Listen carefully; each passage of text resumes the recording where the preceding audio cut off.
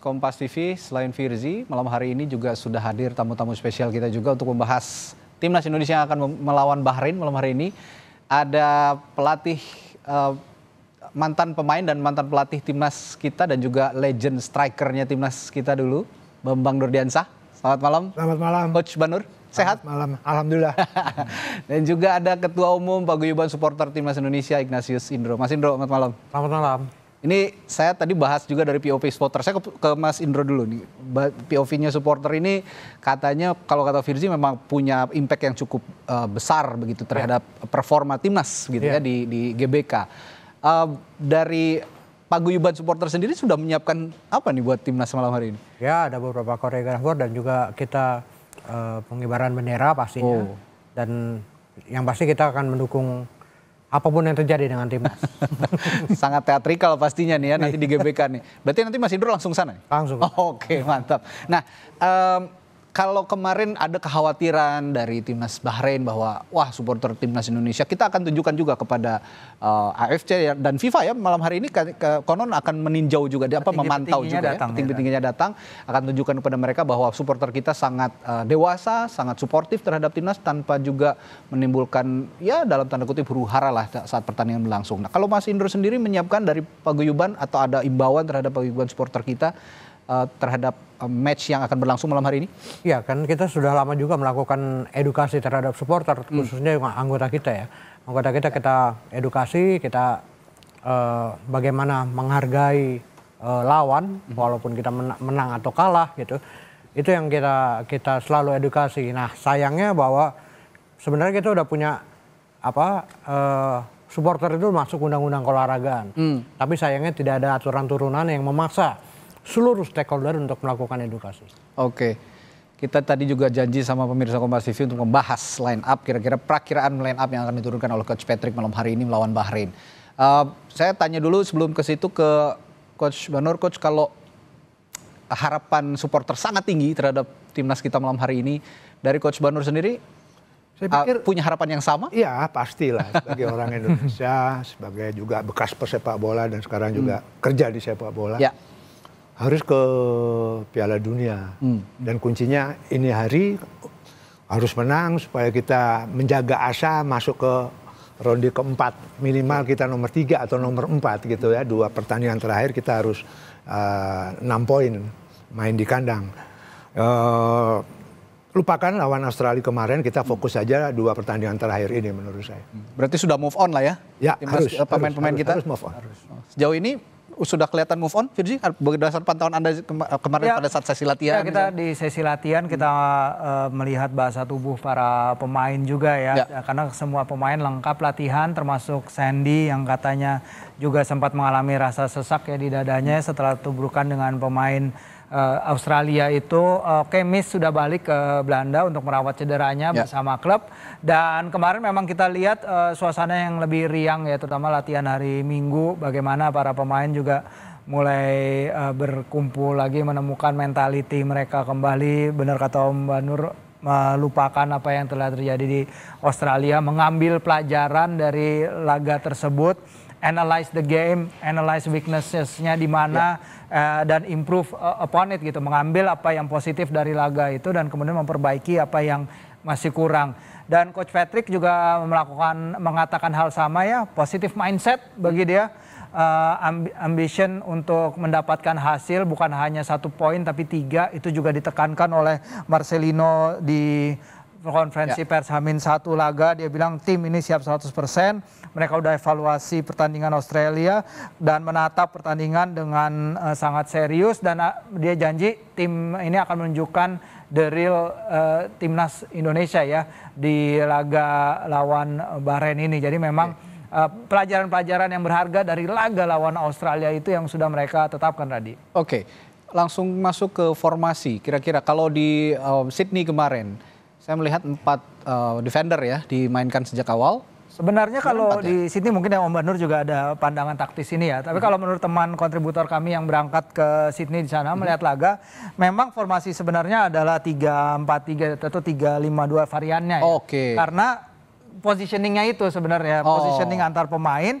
Dan Dean James kan juga baru pertama main bagi timnas ya. Jadi dia begitu maju dan Verdonk itu ke bawah terlalu ke kiri. Jadi emang kalau dari TV ada momen-momen laga di mana terlihat seperti kita main 4-3-3. Tapi kalau yang datang ke stadion melihatnya itu adalah 3 center back. Dia sangat yakin soal itu. Jadi inilah yang adaptasi yang harus kita lakukan dengan beberapa pemain baru, terutama Justin yang biasa menempati posisi itu, dan sekarang hari ini dia bisa main.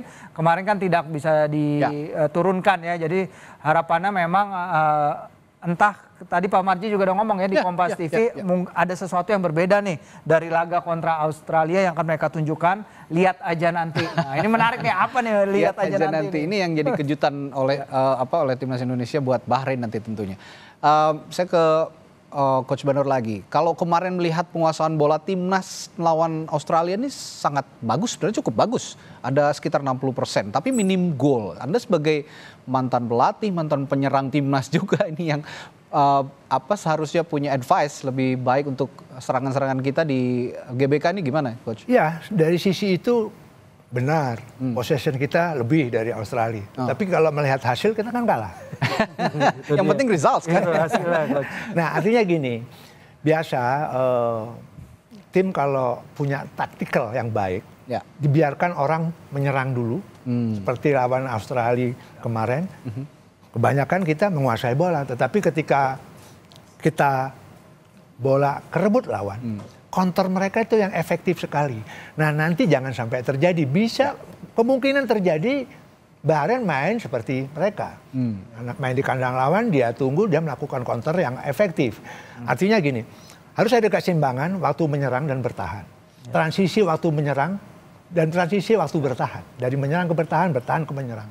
Itu yang harus sinkron gitu. Jangan juga karena main di kandang, keinginan menang sehingga terlalu terbuka, itu juga berbahaya. Menurut saya gitu. Jadi harus seimbang. Waktu kita menyerang, lini pertahanan juga hati-hati gitu kan. Tidak tertutup kemungkinan Bahrain main apa yang dilakukan Australia. Dia tutup dulu, dia bertahan dulu, melakukan counter attack yang efektif. Kenapa kita gampang kemasukan? Ketika kita ketinggalan 1-0, anak-anak lawan Australia kepengen cepet-cepet membalas gitu. Sehingga kelihatan terbuka sekali, dan counter-counter itu yang berbahaya, yang mengakibatkan terjadi gol. Terus lagi bola-bola mati. 2 gol kalau nggak salah atau 3 gol itu bermula dari corner kick.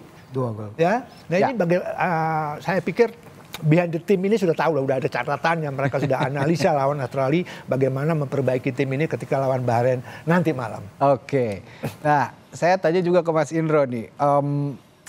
Ya kalau tadi kan dari POV-nya seorang coach gitu, POV-nya analis sepak bola, sekarang saya POV-nya supporter nih. Kalau apa penilaian Anda terhadap performa timnas kemarin di Australia, dan sepertinya akan ada perubahan kalau tadi kata Pak Marji, apa yang Anda lihat kira-kira? Ya, yang kita lihat waktu lawan Australia itu memang penguasaan bola begitu kuat ya. Tapi yang menjadi masalah efektif tidaknya pemain kita dalam memanfaatkan peluang. Gitu. Kita berapa kali juga bisa mencetakkan peluang, tapi tidak menghasilkan gol. Terutama yang dua di 15 menit awal ya, 2 peluang ya, sundulan dan juga penalti. Ini sangat disayangkan dan kita harapkan ini malam ini tidak terjadi lagi. Tapi menurut Anda faktor yang paling menentukan dalam pertandingan malam hari ini kira-kira apa ya? Ya kalau kita sih berharap bahwa faktor yang terutama bahwa kita bertanding di GBK. GBK dengan dukungan pemain ke-12 kita, supporter ya, yang demikian besar, ini menambah semangat dan gairah para pemain kita untuk bermain ketika melawan Bahrain. Dan juga saya tanyakan juga pengadil di lapangan nih. Ini pengadil di lapangan punya andil juga untuk menentukan hasilnya nanti. Referee kita malam hari ini dari Tajikistan ya? Ya kayaknya lebih aman ya ketimbang pertemuan pertama.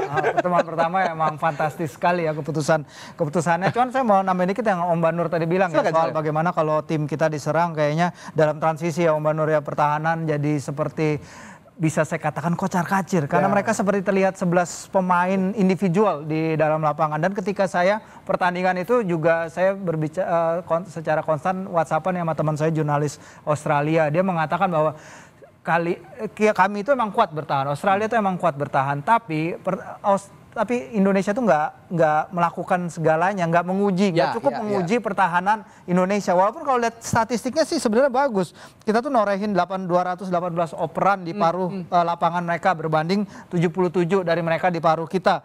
Kita ada 19 sentuhan di kotak penalti ketimbang mereka hanya 11.